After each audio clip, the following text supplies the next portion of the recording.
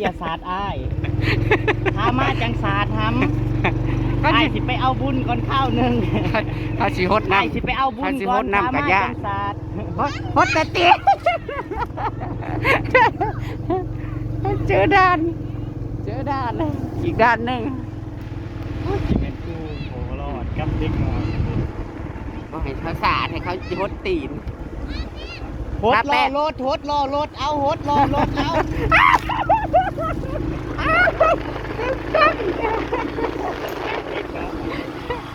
สวัสดีพี่ดาขอบคุณบรรณาจ้าทุกคนผ่านไปแล้ว2 ด่านโอ๊ตกระโบกตากันเลยแต่กับพ่อเย็นอยู่จ้าแต่ว่ายานมันแสบเขาจะไปนี่แหละมันดังมันแสบมันฮอดแถวบ้านเขาก็กินเล่นกันบึ้นพี่น้องมันขึ้นเขากระโทษจ้าบอลเดี๋ยวเจ้าจะบริไปค่ะเมื่อยแล้วเขาก็ได้จำได้เรื่องแรกในน้องสาวเล่นสงกรานต์รู้ว่ามันบ่เห็นเดือดไปหาเล่นสงกรานต์เนาะไม่จะหาหลอกกินเขาก็ไปเห็นรถน้ำ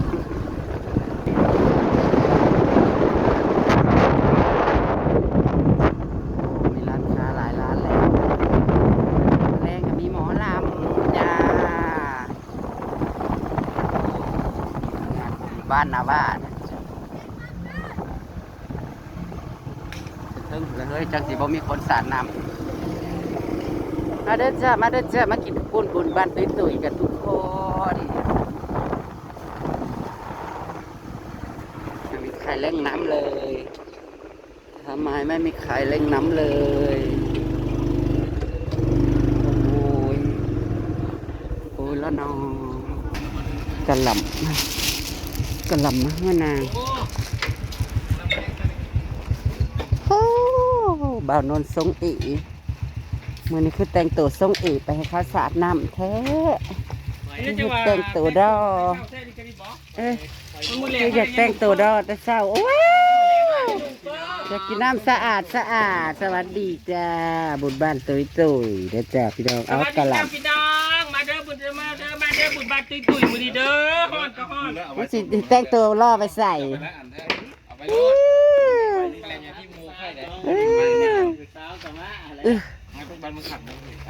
เดี๋ยวเสียบอลรถโอ้ยฮอนเด้โอ้ยอยากกินน้ำสะอาดบางแน่เนี่ยพี่น้องจ๋าน้ำแบดร้าเย็นไปนี้เด็กหน่อยโคตรน้ำมาสั่งรถมาเอาไว้ฮะเอาไว้เด้อสงกรานต์ว่าอยากให้เขาโฮดหรอกสิห้ามเขาได้ปะโอ้ยฮอนเด้เอาฉันยังบ่มาบ่ยังไม่เห็นเผลอเลยกันยังบ่มาบ่นี่ฮอนเด้ก็ทุกอย่างนะเกือบขาดเอามาออยไฟบ่ฮะเอามาออยไฟบ่โอ้ยฮอนเด้แม่มึงคือยังมาทันละมามือนี่คือนี่พอได้กันจะโทรตามบ่อนพี่น้องเอ้ยกระโทรว่าคันบ่ได้มามื้อเช้ากับมื้อแรงเพิ่นว่าโอ้เนี่ยไปได้บ่มือแรกเห็นไปบ่ได้แล้วเป็นอาหารวลาอีกวะบ่ไปดอกนะฮะมอลับนั่นเป็นอาหารวลาอ่ะบ่ยันมันไฟชุนหลัวอยู่วะเอายันหน่อยก็ไปเบิ่งอันหมอลำ20,000เท่าไหร่ก็25,000เลยพี่น้องเคยได้บ่เนาะจ้างถือก็ได้หมอลำกัน25,000เฮ้ย25,000ให้ได้ไม่ได้เปอร์เซ็นต์ละ1ปุย5ต้มอันนั้นนะพี่นี่บ่ได้ว้าวเฉพาะมันให้เขาไปจ้างแล้วไม่ได้เปอร์เซ็นต์ละ1ได้ยังบ่ได้นี่ครับบอสคนที่หาหมอลำให้นั่น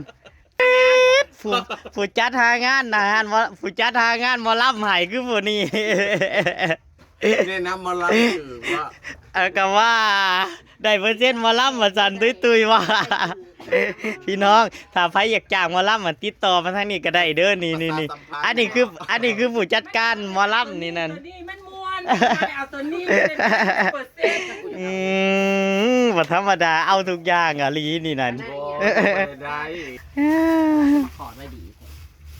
อีหยังจะมาหอนโพดแต่พี่น้องฮ้อนอลีอะหรอ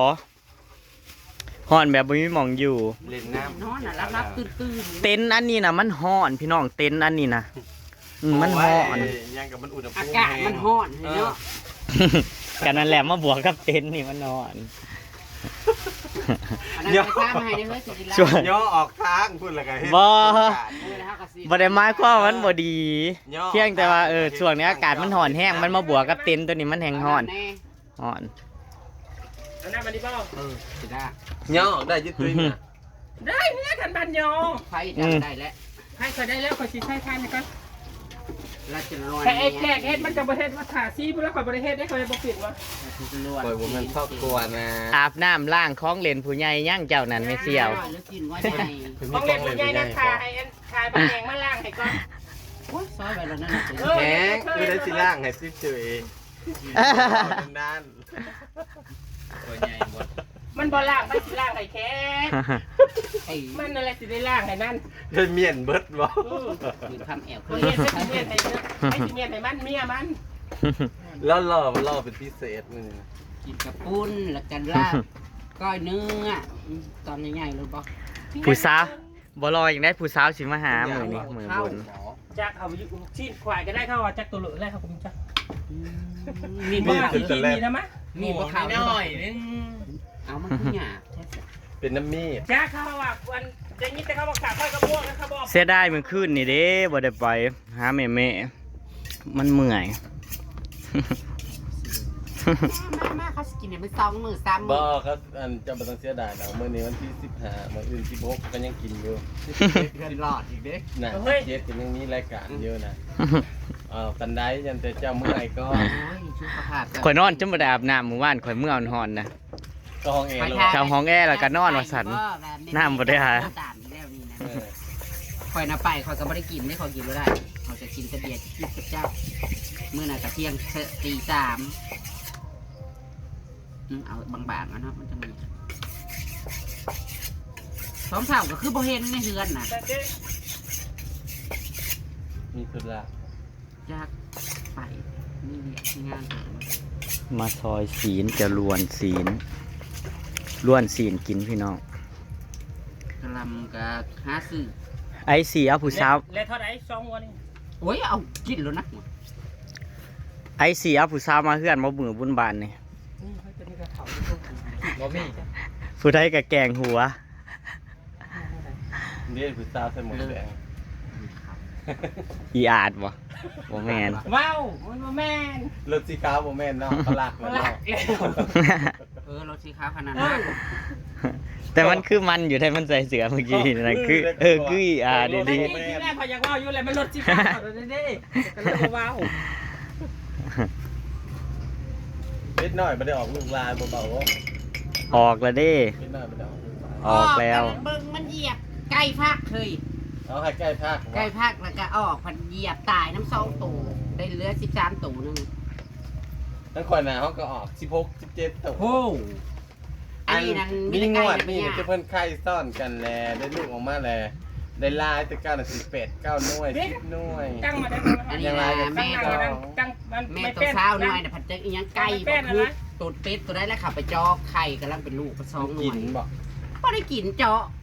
ควงตายแท้ว่ะน้าเขาสิเก็บเข้าไปใส่อันน่ะในลังอันนั้นดูให้มันฝากนี่ข้างหนึงกับ หาตู้ จะมีแต่ไก่นะ ไปหาตู้มาเปิดแม่นุ่น นุ่นตู้กับบะหมี่แล้วบัดนี้ตู้น้อย เฮาตู้น้อยเฮานั่นเฮาว่าเฮาสิเอามื้อนี่หั่นนั่นเฮาออกมาเลยเฮาลืมมาที คือใหญ่น่ะมันคนยากเนาะ ถ้ามีตู้น้อยอยู่ว่าลงมาจากบ้านนะ บาทมือตัวเอง หรือว่าบอกอีอาจไปแวะเอาบ่ ตั้งดำพันนี้เด้ ตามมันสิไป เพื่อเฮาก็บ่ได้เอามาเนาะมีบ่เฮ้ย เฮ้ยบะหมี่ เครือ เพื่อนมันดำเลยมันเหมือนมีลูกเลย ตัวดีงามอยากกินลาบน้ำเด้ เฮ็ดโลดแล้วตัวอยากลากเลย มันอ่อน ลากโลดถ้ามันบ่จะสิไปเอาไหมวิลลี่สิไปหาน้ำไว้ใดบัดนี้ตัวเดียวมาแต่เทิง เอาเนื้อลายบ่ จักเขาอาจจะพันเขากับบริษั ท่า ท น ใช่ จะ ปะ กินแล้วมา ยูเนอร์นั่นเขาแบ่งไว้ให้ก่อยตัวนี้เขาแบ่งให้ก่อยแล้วถ้ามันบ่จะสิไปเอาน้ำไว้ใด ๆนี่เลยนั่นมันคือพุทธ หึ ดี ชี้อ่ะ เอาไปเดี๋ยวพ่อนะบอกเผ็ดผูกพี่ท่านต้มก่อนเนาะ ต้มแล้ว พูดจากทีนะ มันมีแก๊สเด้มันก็ฟด ขี้เฮ้ยว่าให้มันดูดีพี่อ่ะ พวกหมูแม่ม้ามน่ะเมื่อวานเนี่ยเงี้ยน่ะลงไปอาบน้ำให้นักเต้าครับง่าย อยู่นะฮะเพื่อนหลังน่ะเขาก็ขึ้นเฮือนเนาะ เราเห็นบุญ กินผ้า บ่มีเสี่ยวเขาขึ้นเฮือนหรือเขาเฮ็ดบุญเฮือน ขึ้นเพื่อนประจักษ์เลยนะ ถึงเงี้ย อยู่ในหันใด เพื่อนได้ทงหน้านะ อ่า ขึ้นเพื่อนเลยอะ อืม นี่เหินเขาอันนั้นเด็กเหรอเตย ขึ้นเพื่อนคือยังบ่ทันพอดื่มพวกพอแล้ว คือวันนี้ผ ก็ ม มือ เห็น ดี บ่เห็น ขึ้นเลย ไฟส่ง แล้วเตยนี่เหินเขาไหนไว้อันเด็ก ไปเอ็นบุญถ้าเอิญอีแปลงมาที่17ยังได้ไปของเรา16อันร้อนใน17ที่อีแปลง19วางพุทธเจ้าเอาหน้าตีมาลงมาอยู่ เปลี่ยนข้าวอันเมนูนี้เขาถึงเงี้ยบอกชอบบอก เรา ว่า มันคือลงมาไว้มันไม่บาดมันยักมันอยากหักมันทำมัน สำบายดีเด้อพี่น้อง ไอ้แค่ ไปสร้างเลยคือนายต้อง63มันเอา63เลขลี่ไล่ก็สร้างเลย ก็จิบข้าวเธอมีแต่ขี้เก็บเนาะก็เลยนึ่งมา ท่านก็มีข่าวเยอะจ้า เธอมีข่าวก็ไม่มีเก็บ มือบุญนะบ่ต้องถือมือบ่บุญยังถือข่อยมือบ่บุญแย่ข่อยก็เอาถือเป็นมือธรรมดา โอ้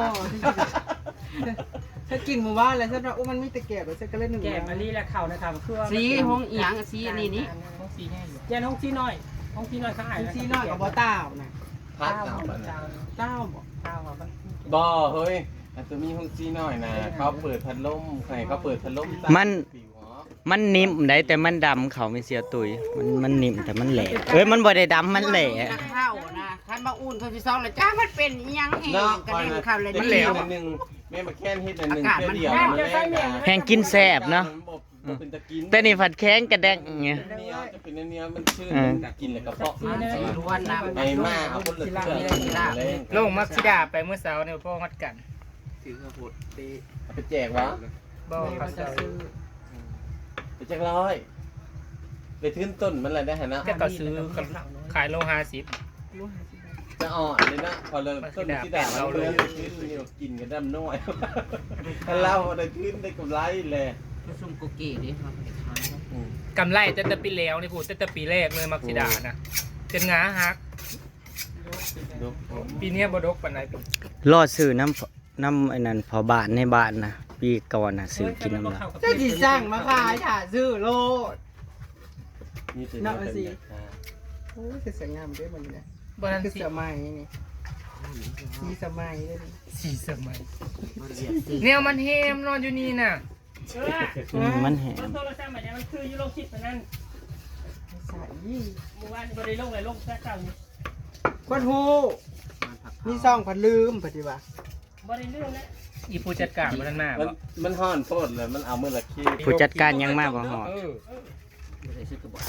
แต่ว่าฮู้ถ้าจมขันท่านนะครับ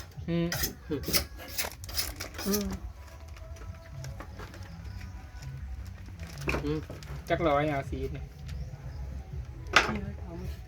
จักข่อยพระจักนำหากท่านพระพ่อจังสิโลอันเอ้ยได้กัน ไอ้ยักษ์พ่อกูบันนี่แหละก ห ล้า อด หายนะ หอดบุญบ้านแล้วบุมีเกือบใส่ กูขอตอนนั้นแปลว่าบ่ให้กูตอนอยู่2คน3คนบัดดูไล่คนแบบว่า พ่อก็จะว่าอันน่ะ บ่อยากอายได้เฮ้ยตอน2คนแบบบ่ให้บัดไล่คนบ่อยากให้กูก็อยากอายแหละ ไม่ได้เลยตัวนี้คาซิล่า เสียดลาบซีนกินพี่น้อง เนาะบ่กูก็ โม่ ใส่ น่ะ เกิบ ไม่เบิร์ด เกิบกูก็มีได้พี่อามีซื้อ โม่น่ะราคาดี พี่อามีซื้อไม่กูได้ เออใส่ถึงแล้ว ก็ใช่ มืออื่นไปจะกินหาย พี่อามีซื้อให้หลายๆ ระยะอะไรนะกู เกิดสวยแล้วก็ใส่ลงไปตีอันปากเขาเทนาวิธีแน่ บ้ากันมือนักยันบ่ได้เตะดอกกันที่ได้เตะยันได้เตะแต่บางแห่ง เอาอีกละ จะไปตีมันอีก กันมันเว้าให้ชูนะเตะโลด เกี่ยวยังกับบักเฮ ใส่ไปแห่มือแรกนะเกือบกับเพียมมีสื่อใหา แก้วเอานะมันหายหันน่ะ ที่ว่าให้ดอก นี่นะมันจะกระบิกระบะ แข่งอันเดนเซอร์คาร์โลดมึง มือแรกฮะต้องไป แข่งเดนเซอร์ แข่งกับเด่นซื้ ว อง มาลำเรื่องกับตั้งกันแต่เมื่อวานนี่ บ่ ว้าวอะไรนี่วะ สิบ่จำกันเข้าไปเบิ่งในวันอายุติ เตรียมพร้อม เด่นซื้อไปว่า แล้วว่าสิก็เฮาเมื่อไหร่มาลำเรื่องตั้งเลย ตั้ง เดี๋ยวดี ทุก กว่า วัน ห่านหมอลับหน่อยซ้ำห่านนั่งนี่ละ เอาพวกมันเขาเปลือก ฮอดอยากตายเข้ากับบ่ฮู้ฮอดอยากตายเข้ากับฮอดบ่ฮู้ มันก็เมื่อดังเจ้าด่า เจ้าเมื่อทางใด มันคือ น้องคือกับ่ได้มีพระโหนเลย งู ในห้างเสาแป้งนะในห้างหมกต้นแป้งนะ กับเล็ดโค้งว่าเขาบ่เห็นคุณข่อยใส่หมวกอีโมงก็เจาะไอ้เจ๊แหละครับบ่อันนั้นซ้ำ แม่นบ่ เขาญาติ กับเปียกคือกันนั่นแหละเมื่อวานนี่นั่นนะ เปียกอยู่บนคืมบ่ บ้านนี่แหละเปียกอยู่แถวทั้งบ้านนี่แหละบ้านไอ้นั่นแหละเขาโหดเด็กน้อยเขาโหดมาจอดรถไว้ยังแลนมาอยู่ เอาจอดรถให้ซ้ำจอด บอกอย่าสิโหดอายเด้อมักหำอายไปเอาบุญก่อนค่ะมาจังโหดอายบอกว่า โบ มันว่าบ่มันว่ายังโหด กันว่าบ่ให้เขาโฮสปัดจอดรถบ่มันก็บ่ยั่งนะคุณ ฉันบ่ได้จอดหมองเขาโหดฉันจอดอยู่ใกล้ๆพี่ เธอมาเลย จักหน่อยอยู่หั่นเนาะอย่าพาให้คนไปเวียกเถอะก่อนการมาจังโฮส ถ้าคิวดิอินกับข้าวโฮดน้ำนั่นพื้นนะ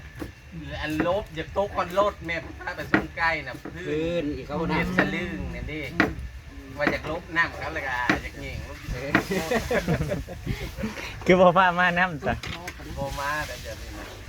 ะ มาล่อลาบพี่น้อง บัดเพิ่นเลยเฮ็ดได้ กะยาครับประเภทเฮ็ดแล้วมันก็กินตีอยู่แล้วมันเด็กส่งคือเลยบักป้าครับมันว่าเป็นนะบักดีน้อยนะนี่คือเอาคู่ไปต้มตำหูมันตะหายบ่ตอนนี้มันจะก้มเอาอันข้างเอาอันโอแล้วตอนกับแจ็คก้นคู่แล้วเป็นปื้นในหัวมัน พอรุ่งน่ะโจกตาคอยบอก คนดูจงสาคนช่องเตือน พี่กับคุณจักว่าวเยอะแล้วบอกป่าหน่อย โอ้มันก็ยักษ์ขึ้นก็เลยพอรู้ตรงนั้นลุงพาฉลงเนาะใบนี้ที่พอรู้ บัดเสียง บัดเสียงกะแวดกะเวิดบัดเขาเอิ้นน่ะเขาเอิ้นพอลูก ร้อยลงหยุ่มโยบแล้วเนาะ มันก็เลยลงหนักฉลง ว่าจะพูดน้ำหัวคันรุดตัว นี่พ่อมันหยาบ สิเว้าแต่ผู้อื่นนะขนาดบางนุ่นยังเอิ้นเพิ่นลุงตุย จ้างนัก ที่ห้องไผ่อีสานนี่ นี่ นะ แต่เขาอ่านนี่เชื่อไปมาตัวนี้มันมีสัญญาณ มันเก็บไว้ให้อยู่ มาทนมาหัวเลยป้ามือว่านี่บอโอ้ขอลืมวัตถุย่าง ลาบอร่อย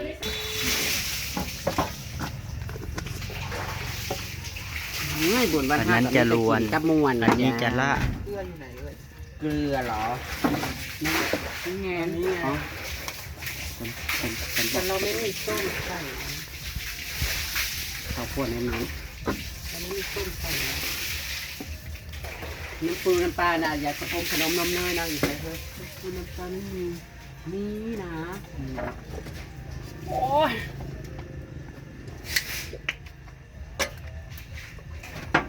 ไม่ได้ล้างหรอก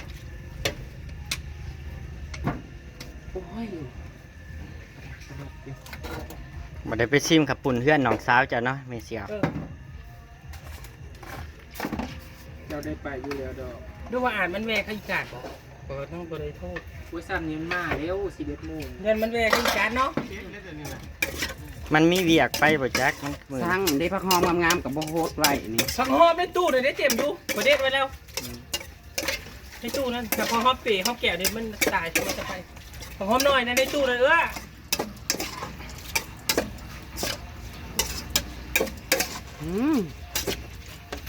น่ากินจังเลย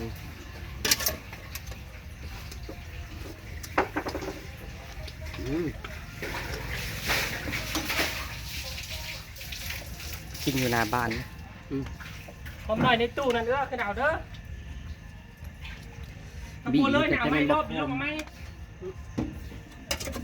เธอไปปลูกแต่เธอบอกว่าไม่ใช่จะปลูกกับคนเลยบ่ได้ ปลูกแล้วมันตายเลยเหรอ ปลูกยังไงทำไม่จิ้มแค่ บ่ขึ้นคือกันห้ามยังบ่ ก็ได้งามอะไรอ่ะ ปรุงอย่างอื่นไม่ได้ งงกับตัวเอง หยาบ ลาบซีนแล้วก็ลวนซีน ต้องอยากได้สมมาใส่ไม่มีสม เอามากรอก เรียบร้อยค่ะพร้อมเสิร์ฟค่ะรอล้วน แล้วบ่ ถ้าเป็นบวกก้าวหัวเนี่ย อันนี้ลวนซีนกับลาบซีนพี่น้องลวนซีนกับลาบซีนส่วนอันนี้ ยืมมาให้น้อง แจ่ว เอื้อย แต่ว่าล้วนนี่ผมสิใส่มากอกอยู่ ใช่ คุณมี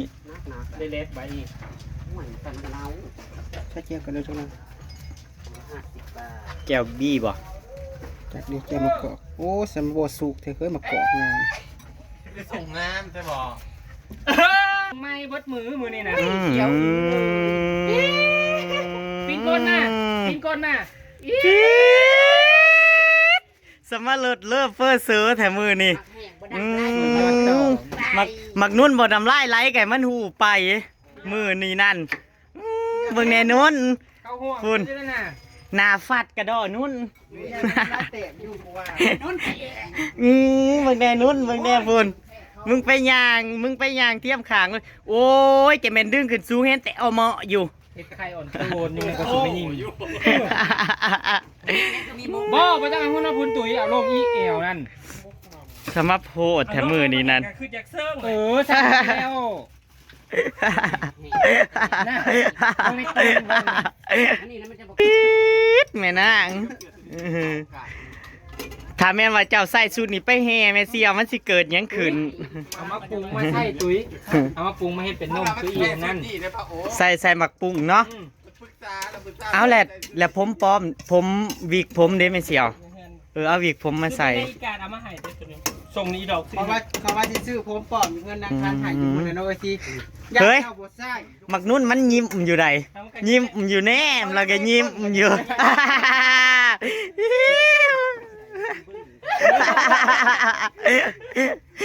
นุ่นหมักนุ่นมันก็แนมเบิ่งงูบึ้งอยู่ แม่ก้นกันแล้วมันยิ้มแม่ใจมันก็ยิ้มออกมา